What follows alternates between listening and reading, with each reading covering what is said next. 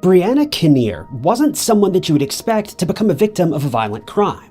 In fact, according to investigators and the evidence provided by her mother, Brianna is the last person you would expect to be caught up in such a horrendous cold case.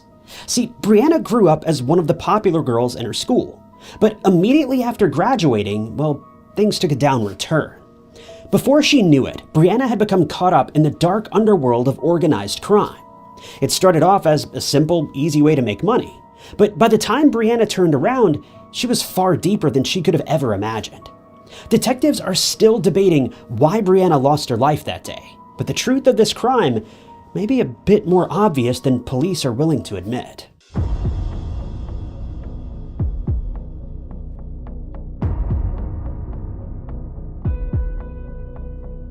Brianna Kinnear wasn't your average teenager. According to Brianna's mother, she was always one of the more popular kids in school, far from average. We don't know too much about her younger years, but we know that by the time Brianna made it to high school, she was doing incredibly well for herself. This was in the early 2000s, between 2003 and 2005. Brianna never really got into any trouble during school. She always kept her nose clean and made sure to get all of her schoolwork done to the best of her ability. Brianna was known for her remarkable soccer skills all throughout high school, and she was one of the star players on her team. It seemed that if she were able to maintain this momentum and skill, she would be well on her way to getting a great scholarship towards a college education. There's been no word on whether or not her time playing soccer paid off, but as her high school years were coming to an end, Brianna announced that she wanted to get a further education by studying to become an esthetician or a makeup artist. These two jobs go hand in hand to a certain extent. Her mother recalled Brianna around this time as being incredibly warm-hearted and loved by nearly everyone, so pursuing a job as a personal makeup artist would certainly have been a great path for her. But no sooner than Brianna started making arrangements for her future, things started to change. See, for her final year in high school, Brianna attended Coquitlam's Terry Fox Secondary School in British Columbia, Canada. It was here that she met her first long-term boyfriend, Jesse Margison. The two met through mutual friends, but Jesse had a reputation for being less than desirable person. Brianna's mother, Carol, knew Jesse's history all too well. As soon as Brianna announced that the two were friends, her mother began to warn her to stay away from him. The thing about Jesse is that he was always involved with all sorts of nefarious people, carrying out pretty much any kind of illegal activity you could think of. Crazy enough, when he and Brianna first met, Jesse was actually hiding out from the police, avoiding arrest. Brianna encouraged Jesse to turn himself in so that he could do his time, clear his name, and move on with his life. But as we all know, this was never going to happen. Once you become involved with people like this, there's only one way out, and it certainly doesn't involve the police. At first, Brianna and Jesse were nothing more than friends. But for those closest to them, it became quite clear that Brianna was looking for much more, and so was Jesse. It didn't take the two very long at all before their relationship started to heat up, and before long, they had announced that they were officially dating. For Carol, Brianna's mother, this was pretty much the worst news she'd ever heard. She knew how dangerous Jesse was, and she knew how impressionable Brianna was. To hear that the two were now so close was devastating, but I'm sure we all know that a parent's words mean virtually nothing to a teenager who's in love. Carol was willing to do anything within her power to keep Brianna away from Jesse, and her first attempt at this was to go to the police and request a restraining order against him. But unfortunately, there was nothing the police could do. Rather obviously, Jesse had committed no crimes that targeted Carol or Brianna. This meant that they had no legal ground to stand on when it came to requesting a restraining order. In the words of the police, if Brianna willingly invited Jesse into Carol's home, there was nothing that they could do. Unfortunately, while Carol sought this restraining order as a way to help protect her daughter, the effects of this may have only made things worse. Brianna knew that her mother didn't like Jesse. She made this much as obvious as she possibly could, hoping her daughter would see the light and break up with him. But as you probably came to expect, her mother's efforts had the opposite effect. Her actions only drove Brianna closer to Jesse, and would eventually lead to her moving out when she was just 19 years old, with the sole purpose of continuing her relationship far away from her mother's eyes. It was right around 2005. Brianna was just 19 years old when she moved out of her mother's home, presumably moving in with her boyfriend Jesse, but this is just a guess. I haven't been able to confirm this. As it would turn out, the media coverage of Brianna's case was shockingly minimal, but there is a reason for this that we'll get to in just a moment. But no sooner than Brianna moved out, her mother noticed that she started having larger amounts of money around. It started off with Brianna having money to eat out at restaurants. Prior to this, Brianna and her mother did well enough, but they certainly weren't eating out multiple times a week. Carol says that it was at this point that she began to suspect that both Brianna and Brianna's best friend Tiffany Bryan had been convinced by Jesse and his crew to become part of the illegal trafficking trade that was running rampant through the area at the time. Having grown up in Coquitlam, Brianna had been exposed to organized crime for most of her life. Now, this isn't to say that either she or her family were involved in it, but rather it was an issue in the area that was only getting worse as time grew on. Coquitlam is only about a 35-minute drive from Vancouver. Now, I'm not going to pretend to know too much about the state of Vancouver around this time, but it's become common knowledge in more recent years that Vancouver, and really most of British Columbia, was in a pretty bad place in the mid to late 2000s. This is because organized crime was running rampant through the streets, and people were losing their lives each and every day. That's because beginning around 2007, building up to 2009, Vancouver was caught up in the middle of one of the most high-profile gang wars in modern times. Due to restrictions that had been put in place by the Mexican government around this time, illegal goods were becoming harder and harder to come by on the streets of Vancouver.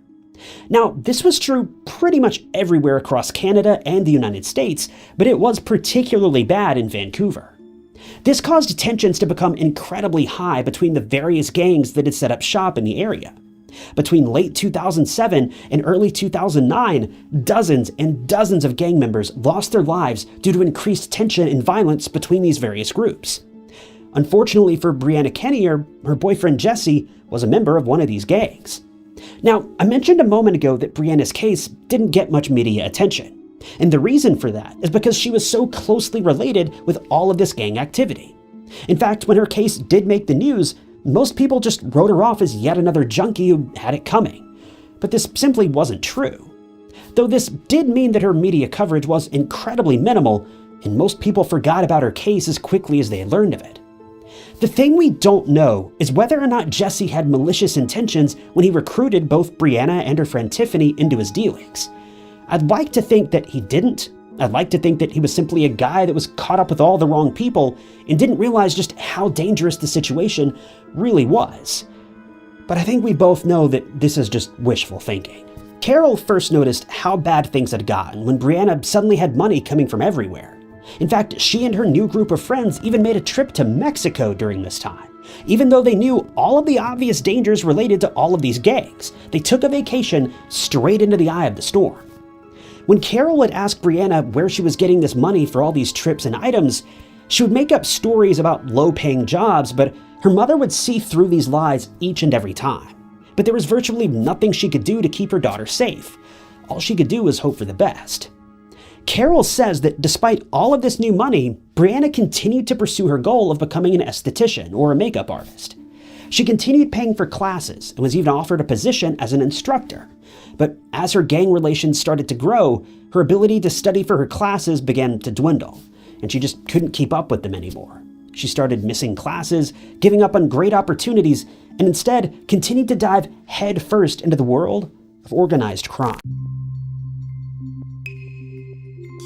When speaking about Jesse Margison, Carol says that she remembers Jesse as always being a bit of a loner. She remembers that he had a terrible upbringing, but didn't dive into anything specifically other than he was more or less abandoned by his parents and forced to raise himself. She mentioned that Jesse was always getting into trouble and believes that Brianna was drawn to Jesse because she believed she could fix him or help him in some way. But she also admitted that it could have been the bad boy lifestyle that seemed appealing to Brianna after living as a good girl for such a long time, but the truth is we just don't know. Carol says that Brianna always kept her eyes open looking for a way out, but the problem is that the lure of the money was just too much to turn away from. When she would speak with Brianna about getting out of the business, she says that Brianna would always have an excuse, such as, once I make X amount of money, then I'll get out. But this amount of money would always increase, and it was simply never enough. Regardless of this, Brianna's mother continued to invite Jesse to family dinners and get-togethers. She didn't do this for Jesse's sake, but rather so that her daughter knew that she would be there for her when things fell apart, and she knew they eventually would. She just couldn't have ever anticipated how quickly things would go wrong. It started with Jesse being unfaithful to Brianna. Carol says that she knew that Jesse was sneaking around, but she also knew that this was simply part of the lifestyle. Jesse felt that he was above everything and everyone, including the law and his own girlfriend. Carol knew that Brianna was being mistreated, but Brianna simply wasn't willing to listen to reason. So what else could she do? But that's when things started getting far, far worse. Brianna's demeanor began to change. She was always known for being a pretty happy and outgoing girl, but all of a sudden, there was a shift. She used to be confident, unafraid, powerful, but now she seemed to jump at every shadow. She was always watching her back. Carol says that she really noticed how bad things had gotten when Brianna started keeping the curtains closed 24/7, even on a beautiful sunny day. When Carol questioned her daughter about why she was being so secretive and acting as if she was hiding away in her own home, Brianna revealed something terrifying. She said, "Mom, they can't know where we live." By 2007, Brianna Kinnear had reached an all-time low. There was a raid at her apartment, and she was arrested and charged with possession for the purpose of trafficking. Along with these charges against her, charges were also placed against Tiffany as well as Jesse. To say that Brianna was distraught about this would be a serious understatement. Brianna insisted that Jesse was willing to take all the blame for the situation. After all, he was the one to blame. Supposedly, Brianna played no part in the collection or dispersal of these illegal goods, but unfortunately, her name was attached to the lease of the apartment where all of it was found, so she was determined to have been an accomplice. It would also later come to light that detectives believed Brianna was, in fact, involved in the dispersal of these goods. She was just as guilty as Jesse in their eyes. Carol says that for Brianna, this was the beginning of the end. Her life, as she knew it, was over. She always had dreams of leaving the country and seeing the various sights in America and across the globe, but now she was a felon, so she couldn't even leave the country. It wasn't too long after this when Jesse became caught up in a string of violence and was hit by several rounds during an altercation, nearly losing his life. Thankfully, it doesn't appear that Brianna was present for all of this. The doctors say that it was a miracle that Jesse even survived to make it to the hospital, and in the end, he would make a full recovery. For Brianna, this situation was a bit of a wake-up call. The only problem was, regardless of how woke Brianna got, there was no exit. There was no way out. By this point, she knew too much and had too many rivals who knew who she was. There was no escape. Thankfully, around the same time, Brianna did eventually leave Jesse. But as is true with many people who are in abusive relationships, she went right back to him within a matter of weeks. Worse yet, around the same time, Brianna started using the same substances she was selling. So adding an addiction into the mix certainly didn't make her situation any better. And it's likely that she went back to him not only because she missed him, but also because she needed her next fix, and he was the main person who could provide that for her. After many more months passed by, Brianna finally made the decision to leave Jesse once and for all. She even packed up all of her things and moved to a new address that only her close family knew about. But Jesse wasn't willing to give it up. He was actually in prison at this point for one of the countless crimes he had committed. He and Brianna would write letters back and forth all the time, but in late 2008 or early 2009, Brianna wrote him one final letter in which she broke up with him for good. But from behind prison walls, Jesse had Brianna stalked by one of the members of his gang, and he found out about her new address almost immediately, bringing Brianna right back into the thick of it. And that brings us to February of 2009. Brianna had been driving around the Coquitlam area in a residential neighborhood. She'd been driving a truck that she had borrowed from her friend Tiffany, who had also been deeply involved in the illegal trafficking trade. And that's when everything went wrong. How exactly the situation played out has never been determined. Best I can tell, there were no witnesses, or at least none that were willing to come forward. But Brianna was found around 7 p.m. on February 5th, 2009, after she'd pulled over and parked the truck on Oxford Street, just south of Mason. When she was spotted by police who were conducting routine rounds, she was already slumped over in the driver's seat, and the window on that side of the truck had been shattered. She'd been struck by a single round and lost her life within moments, and no one had witnessed a thing. Just days prior to this, Brianna found out that she was expected to make a court appearance regarding her charges for trafficking illegal goods. But as is true with so many people in situations like this, Brianna wouldn't live to see her court date. She lost her life all alone in a borrowed vehicle on the dark streets of Coquitlam. The worst part is, we don't even know if she was the intended victim. A suspect has never been named in this case, and considering it was gang-related, it's pretty much guaranteed that none ever will be named. In fact, it's likely that there wasn't even just one person involved. It's likely there was a collective of people who needed to make sure that Brianna didn't reveal any secrets to the police when her court date rolled around. But the craziest thing about Brianna's case is that investigators believe it's entirely possible that Brianna lost her life due to a simple case of mistaken identity. Considering she was driving Tiffany's truck, many detectives believe that Tiffany may have actually been the target. It's never been revealed why Brianna was parked in that area on the night that she lost her life, but it has been confirmed that in Jesse's absence, Brianna was still actively dealing. It could be safely assumed that she was there to carry out a deal, but this has never been confirmed. As mentioned, Brianna was just one of 3 people who lost their lives on that very same day, all of whom were tied to various gangs in the area.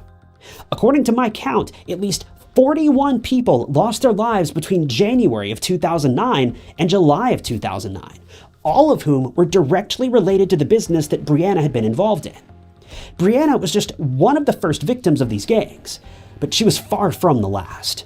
In reality, we don't even know if she had any gang secrets worth sharing. It's highly possible that she lost her life that day for no reason at all, especially if she wasn't even the intended target. It's just tragic all the way around because Brianna knew how dangerous this lifestyle was. She was a very smart girl. She did really well in school and always stayed out of trouble. But for whatever reason, this Jesse guy had an almost supernatural hold on her. And she was so blinded by her desire to be with Jesse that everything else just fell by the wayside. If there's any silver lining to this story, it's that Brianna's friend Tiffany appears to have made it out alive. After Brianna lost her life in Tiffany's vehicle, it served as somewhat of a wake-up call, and Tiffany was able to get out of the business, at least as far as I can tell. After Brianna lost her life, I was able to confirm that Tiffany had found herself a more typical job and had held on to it for at least 6 to 8 months.